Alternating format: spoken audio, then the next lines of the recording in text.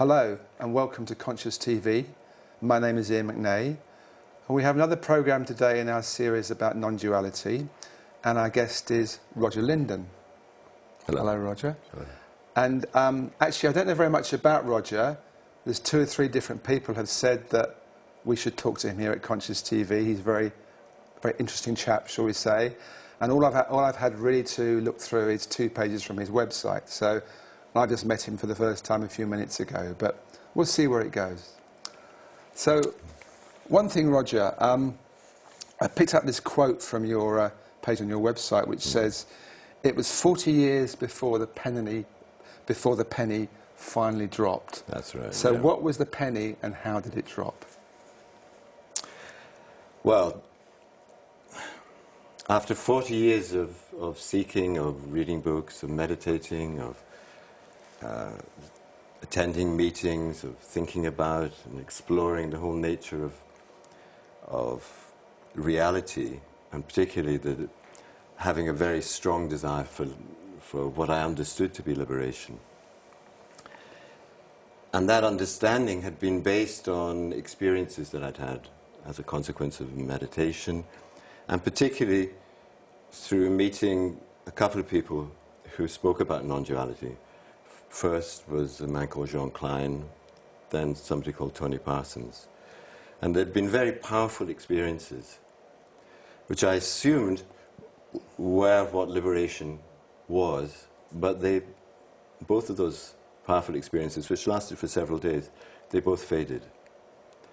And in fact, one day, nearly 10 years ago, a few days after I'd had this very powerful sort of awakening experience while attending a residential course with Tony Parsons, I got up in the morning and all the effects of that experience had passed. They'd gone.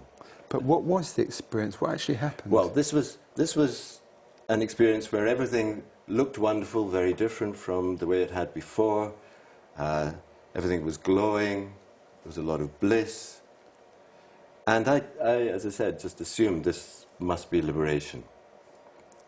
And yet it faded. So I got up this particular morning, it's the middle of the week. Everything seemed ordinary again. I had a shower and then went for a walk in Hampstead Heath in London. And was passing one of the ponds, walking along a path, and looking at the pond, and it was a beautiful morning, early morning. And 1 second, it was Roger, me, walking along the path.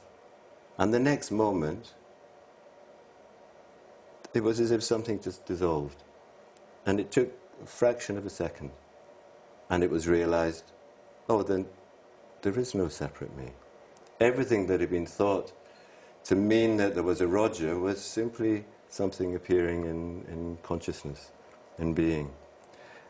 And in that moment it was realized what being is.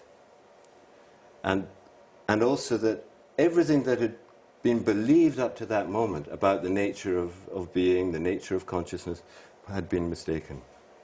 Had been based on the experiences of someone who, in some ways, still assumed himself to be separate. And then it was realized that everything that was associated with a separate individual was simply part of what was appearing in life, part of life. And that the whole of the experience of life, everything that's thought of as life, is appearing in the unchanging being, and is unchanging being or consciousness. I use the words synonymously. And so 1 second there's a Roger, and the next second, just emptiness in which life was appearing.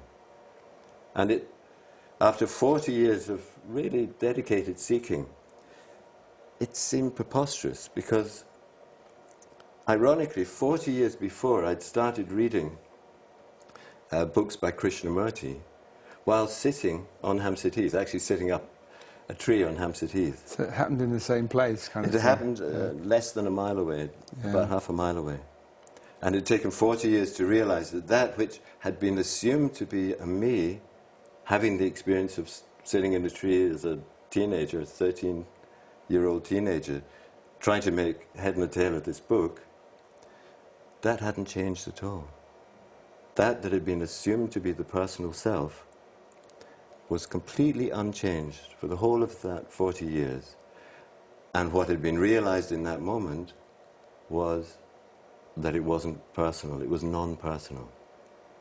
And not only that, that the realization wasn't personal. The realization was simply something else appearing within what had been assumed to be the personal self and was realized to be being, to be absolute and timeless and unchanging. And how does that affect practical life? Well, in one sense, it doesn't affect, you could say it doesn't affect it very much. This was early in the morning and I carried on walking. Or walking carried on, but it was no longer me walking, it was just walking, with familiar sensations and thoughts, and of course the thoughts was about what had happened, had just happened, or more accurately, I suppose it would be, what had just stopped apparently happening, because an assumption, a very powerful assumption, had just evaporated. But there was walking home, having some breakfast, and starting work.